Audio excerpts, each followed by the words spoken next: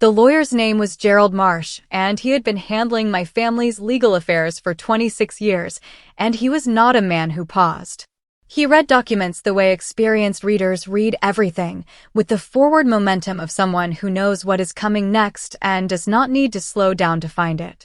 So when he stopped, mid-sentence, in the final paragraph of my father's will and looked up from the document and looked at me specifically, not at my brother Richard, not at my sister Carol, but at me, and held that look for 3 full seconds before he continued reading, I understood that something was about to happen that none of the other people in that room were prepared for. Welcome back to BetrayalLedger Stories, where family secrets never stay buried for long. If this is your first time here, hit subscribe and join the family, because this story is one of the wildest ones we've ever told. Let's get into it. My name is Emily Hartwell. I am 33 years old. And the afternoon Gerald Marsh paused at the final paragraph of my father's will. My brother and sister had already spent 40 minutes believing that everything my parents had built over 43 years of marriage was going to be divided between the two of them, and that I was going to walk out of that conference room with nothing. They were almost right. I need you to understand what almost means in this context before I take you back to the beginning. Because the difference between almost and actually is the entire story, and the final paragraph of that will is where that difference lived. And Gerald Marsh's pause was the moment I understood that my father had known something that none of the rest of us had been willing to say out loud. My parents, Thomas and Margaret Hartwell, had lived in a suburb of Cincinnati, Ohio for 41 years.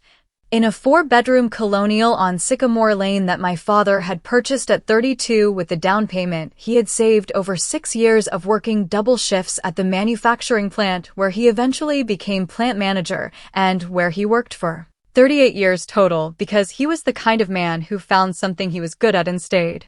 My mother had been a bookkeeper for a medical practice for 27 years, the kind of steady, reliable employment that does not make headlines but produces over decades. The specific kind of financial security that comes from two people who both understand the value of showing up. They had built something real.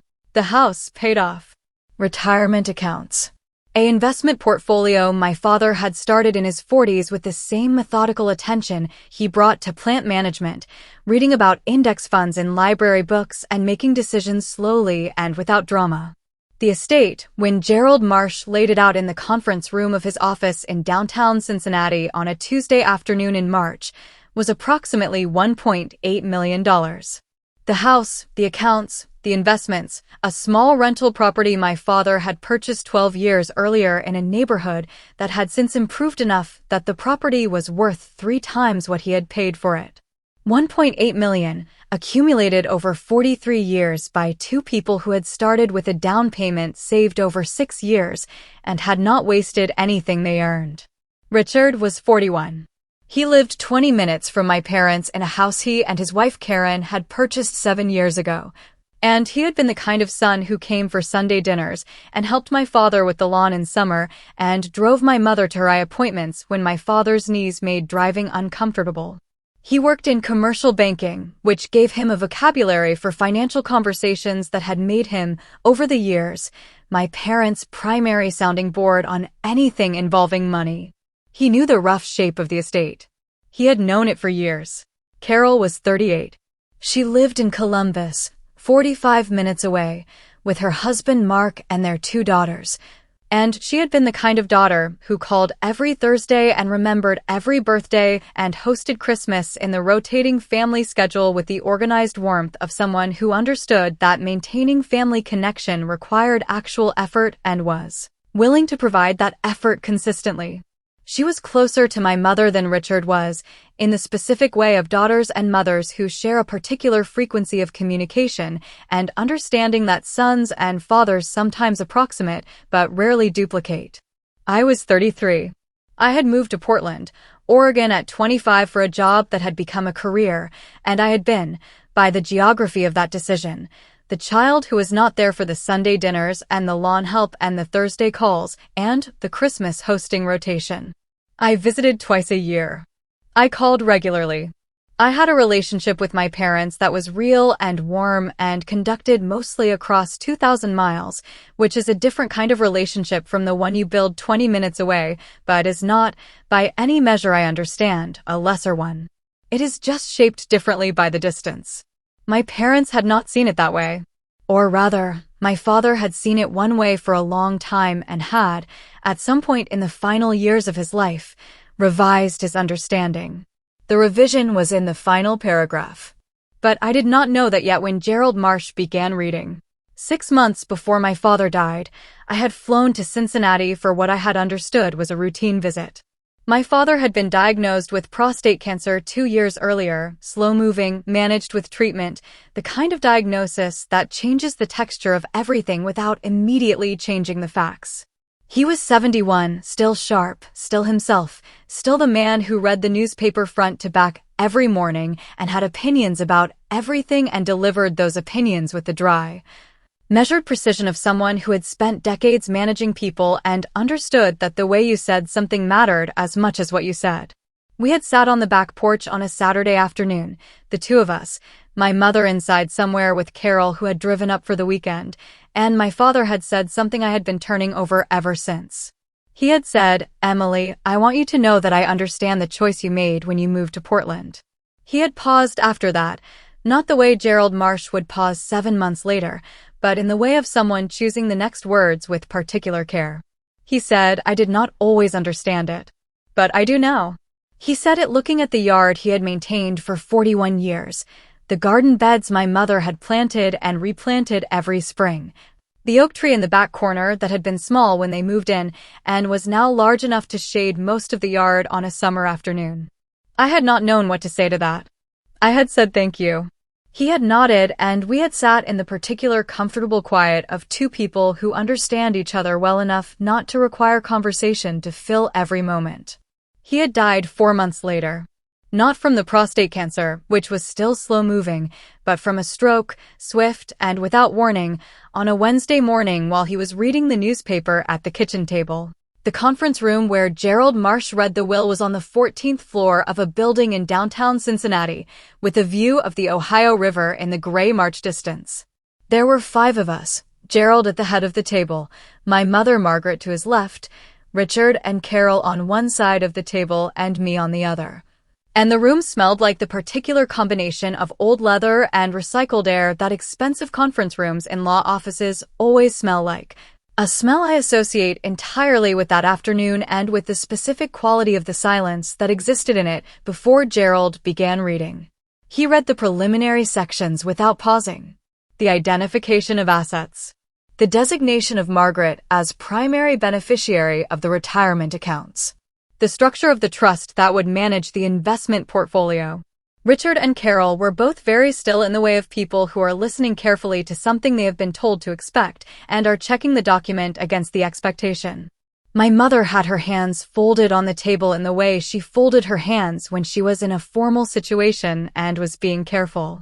I had my hands in my lap and I was looking at the river through the window because looking at the river was easier than looking at my brother and sister.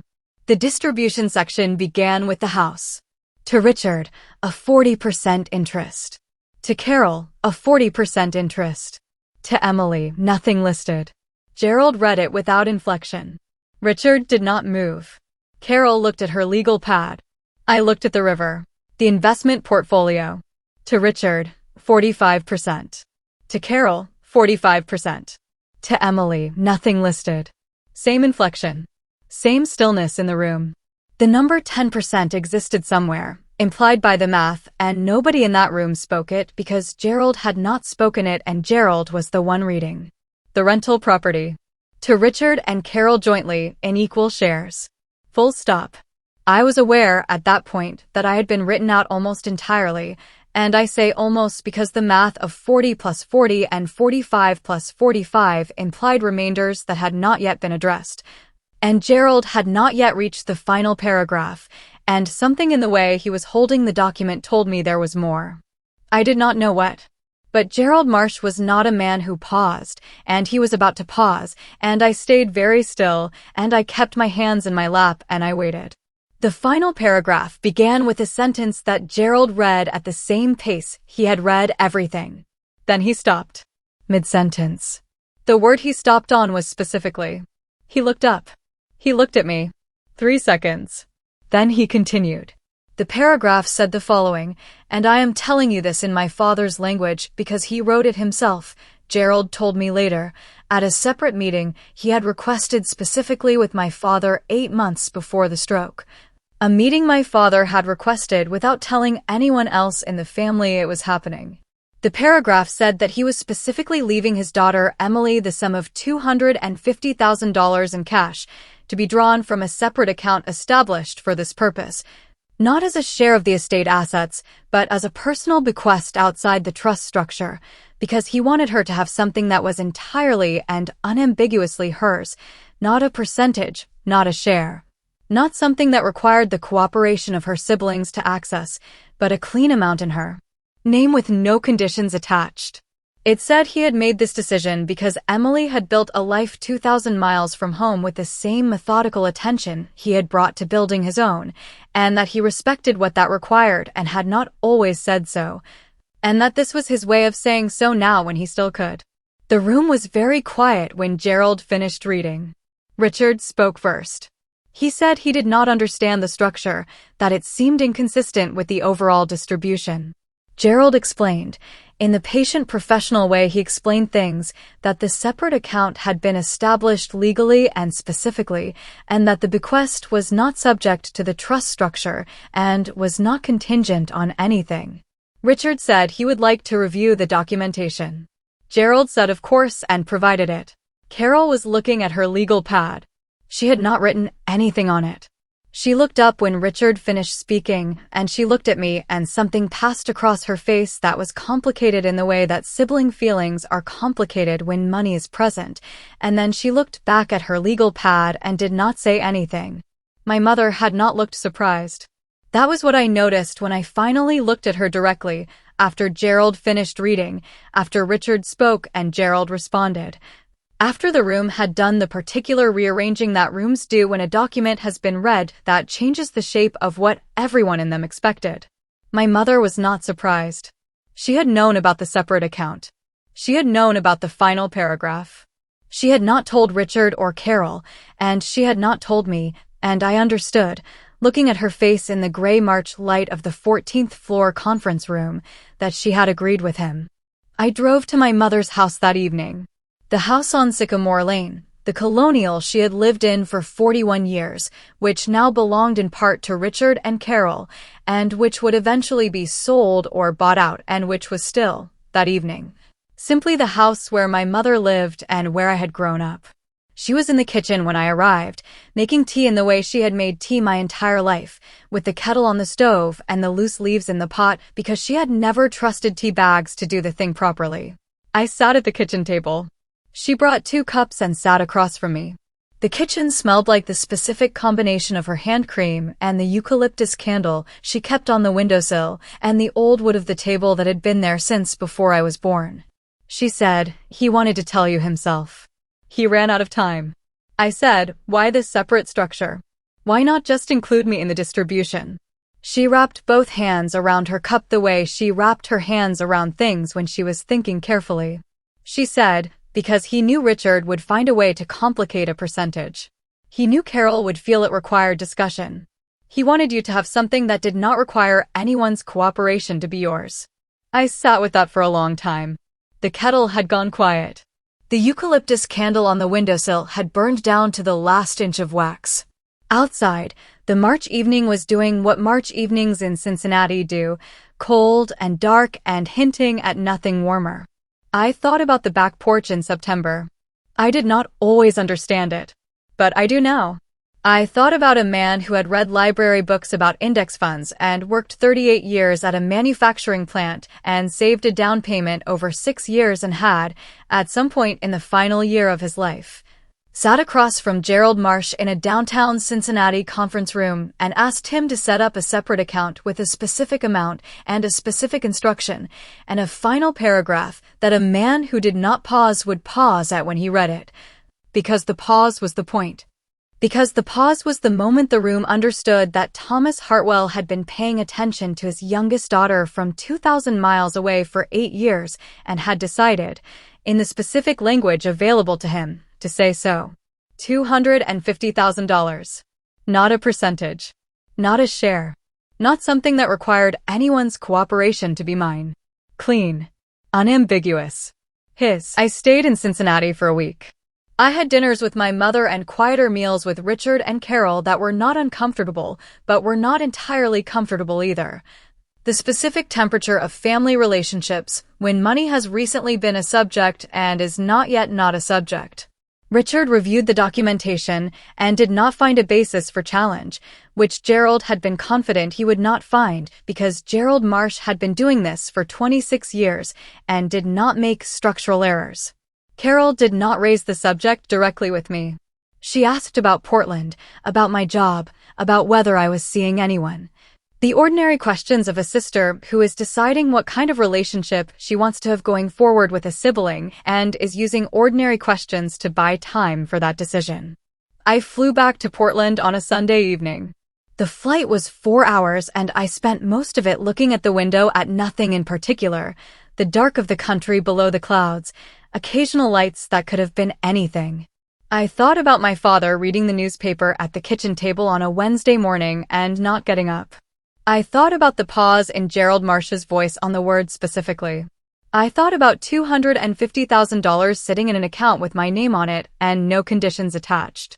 I thought about what it meant that my father had understood something in the last year of his life that he had not understood before, and that his way of communicating that understanding was a separate account and a final paragraph and a man who did not pause.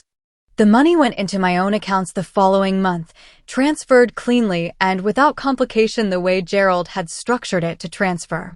I did not spend it immediately. I let it sit for a while because I wanted to understand what I was going to do with it before I did anything, which was the way my father had made every financial decision I had ever heard him describe, slowly and without drama, with the patience of someone who understood that the right decision made at the right moment was always better than a faster decision made before you were ready. 6 months later, I used a portion of it as a down payment on a small house in the Northeast Portland neighborhood I had been renting in for 3 years. The house needed work. It had original hardwood floors and a kitchen that needed updating and a backyard that had been neglected for years. I stood in that backyard on the afternoon I closed on it, and I looked at what was there, and I thought about what I wanted it to become, the way my father had stood in the backyard on Sycamore Lane 41 years ago and thought the same thing. I planted the first thing that weekend. A small oak. The kind that takes decades to provide shade, that requires patience on a scale most people do not think about when they put a tree in the ground, that will be large enough to matter long after the person who planted it has stopped needing to stand under it. My father had planted one too. I had stood under it in September and listened to him say he understood now what he had not understood before. I understood what he meant now too. Some things take time to grow into their full size. The patience is part of the point. I had the time. I had the tree. I had the final paragraph. That was enough.